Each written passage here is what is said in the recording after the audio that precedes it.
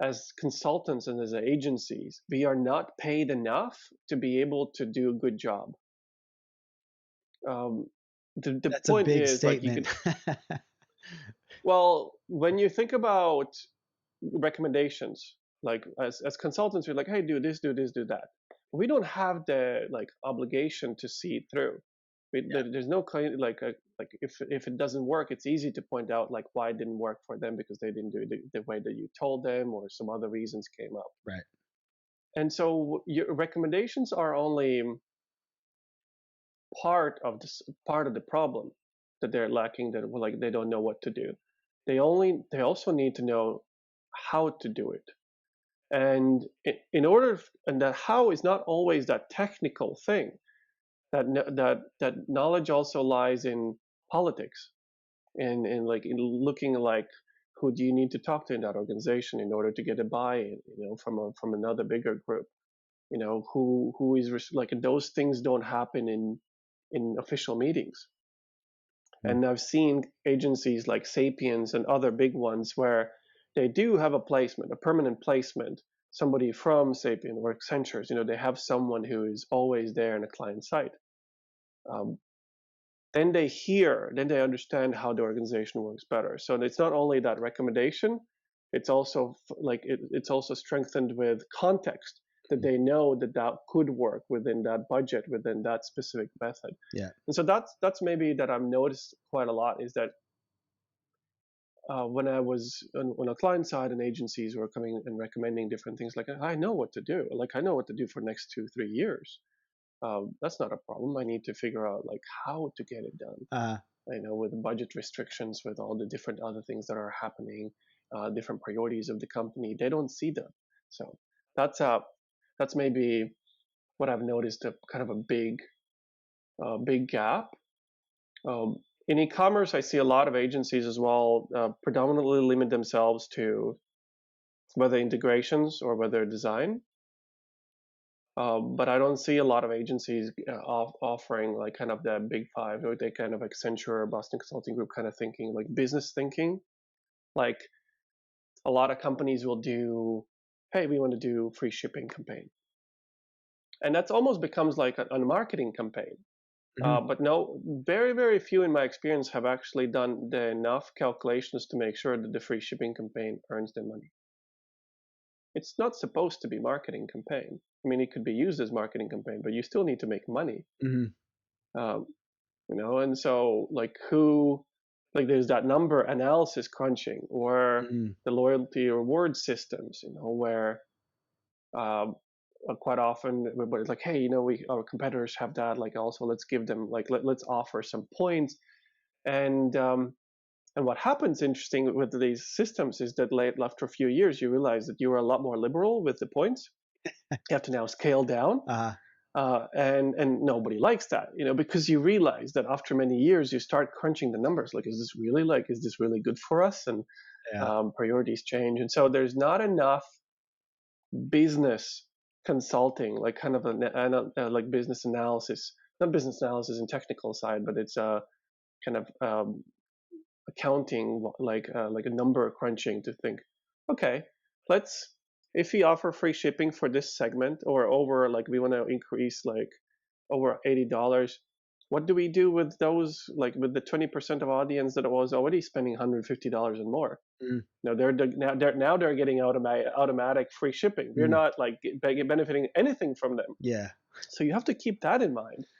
And that's, it hasn't happened enough. Like I haven't seen it enough. It's whether agencies are whether making the stores look pretty, or making them functional. Mm.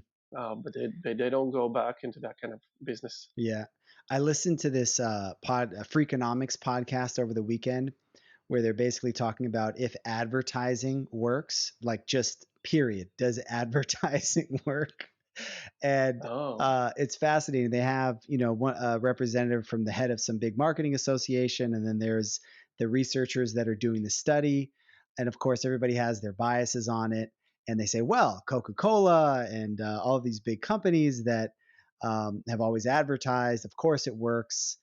But they dig into the numbers, and according to this study, they find that some relatively small advertising elasticity number, like if you double your marketing budget, you'll get a 1% increase in revenue. Some Uh, surprising result that they found. But it's funny how there can be things that seem so obviously true, like what you're saying. Well, free shipping obviously is going to work, or rewards system is, or advertising. These things obviously work. But then if you take a minute and take a step back and go, well, okay, let's let's actually. Does anybody ever actually go? Let's actually look at the numbers and see how well this yes, actually works.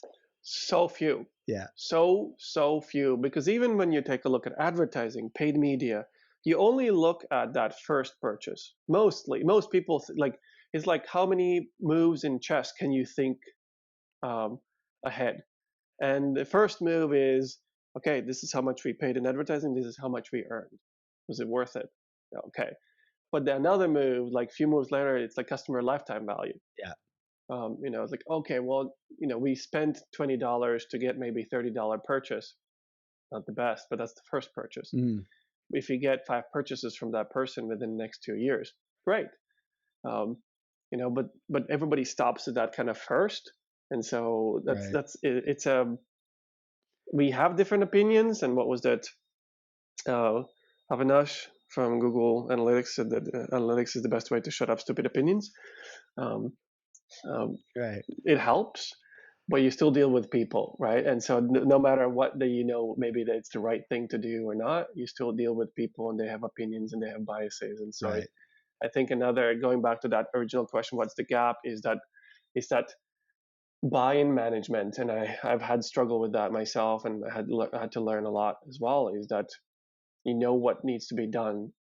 You see that there's no other option to do it, that there's only that one option, but you still have to walk everybody along your thoughts. Right. Nobody spends so much time on the e-commerce or thinking about what you think, and so now you have to convey that and get somebody else buy-in. Yeah. And agencies quite often, again, like I do consulting, I work for agencies, but we quite often need to produce quick results, give quick recommendations, and then that's where it stops, because then we're not doing the implementation. So I do like some agencies that are now like some of the compensation is based on performance.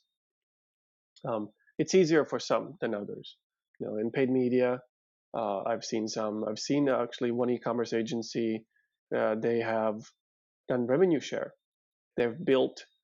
They You need to have quite few years of existing performance to see like how, like, what's the growth. And this year has screwed up everything Right. in terms of like benchmarking of any sort.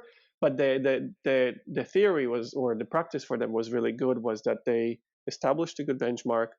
They said, okay, we're going to rebuild everything for you, um, and the idea is that they don't have to pay 100, 200, whatever $1,000 those are right now, but they would be able to pay it based on revenue increase. Right. And so if you're doing your job well, like you would see growth, and you would want to be paid within 2-3 years. Um, and maybe that was enough to do the work only for that first half a year, and you don't need to do the next 3 years. Mm, Like, it depends how long is your contract. And so yeah. there's like, hey, all the benefit. Um, but that's another interesting model where you are responsible for your recommendations.